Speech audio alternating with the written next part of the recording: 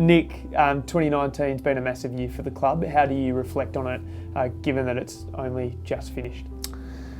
Yeah, obviously it's pretty hard to reflect at the moment, but it was an up and down year. Obviously we started the year really well and got some good wins on the board, and our fortress down in Canberra was great and winning at home, and had a few injuries throughout the year, and that middle part of the year was a bit rocky when we had some big defeats and not in some good form, but we managed to scrape into the finals. And coming to the end of the year, coming to the finals, we got some players back and looking really confident.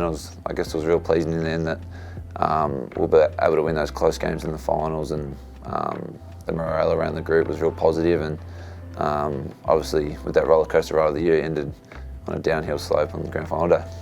How do you look at the grand final, given that, as you just said, middle of the year there were heavy defeats, there was speculation around the future of Stephen Cornelio, and Leon was even under a little bit of pressure for a while there. How do you reflect on the fact that you managed to get so far, given where the club was at? Yeah, real proud, I guess. As you said, I think after that Hawthorn game in the snow, we got belted in the rain, and there was only a couple of games left in the season, and we were sliding down the ladder and knew we weren't going to get top four, and we all know how hard it is to get to the grand final if you're not in the top four. And as you said, Stephen Cornelio, no one really knew if he was going to stay. And yeah, but that 4-week patch where Cogs re-signed and those finals that we're winning closely, I've been here at the club 8 years and never felt anything like that morale and that good vibe in those 4 weeks. So leading to the grand final, that positivity was still there, but unfortunately weren't able to play for 3 quarters. The barrier for the Giants for the last couple of years have been getting past a prelim. Now that you've done that, is there more of a belief, given that you know you can make it to a grand final?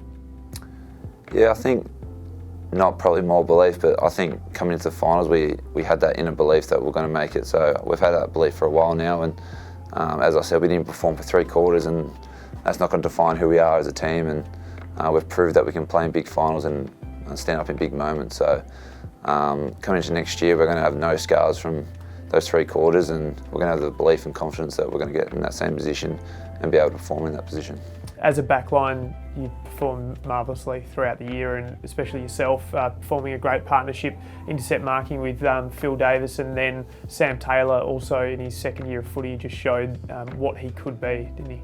Yeah, he did. He's a terrific young man, and obviously in his second year to be able to do what he does is pretty phenomenal. And the coaching staff and the players, along with Phil, have a lot of confidence in him taking the best players in the comp and being able to do that role and being able to execute and beat those players. So there's still a lot of growth in Sam Taylor left, and I'm really looking forward to being a part of that in the next few years.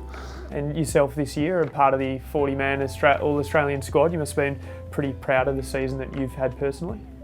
Yeah, it was an interesting one. I had a few stress fractures in the pre-season and didn't get started running until mid-Feb, so I thought I'd have a bit of an interrupted start to the season, but the medical staff and the rehab staff that got me up over I think I only did a 6-week pre-season, and then be able to play round 2 and only miss a couple of games for the rest of the season. I think that allowed me to play some consistent footy and be able to play my role for the team well. And as you said before, having those defenders around me just makes me a better player as well. Having Heath Shaw, Phil Davis, Sam Taylor, Zach Williams, being able to help your game, a lot of credit goes to them as well. How do you look at 2020? It's obviously a while away yet, but do you look at it in a positive light?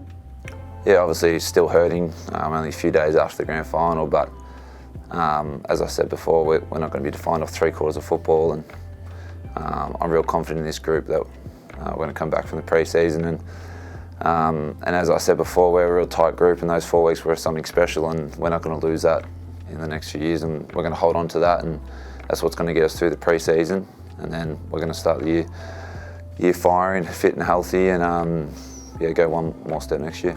Now it's time for a break. What are you going to get up to in the time off? Yeah, I might go to Byron for a bit, Japan maybe. I was going to go Whitfield to Europe, but it doesn't look like that anymore.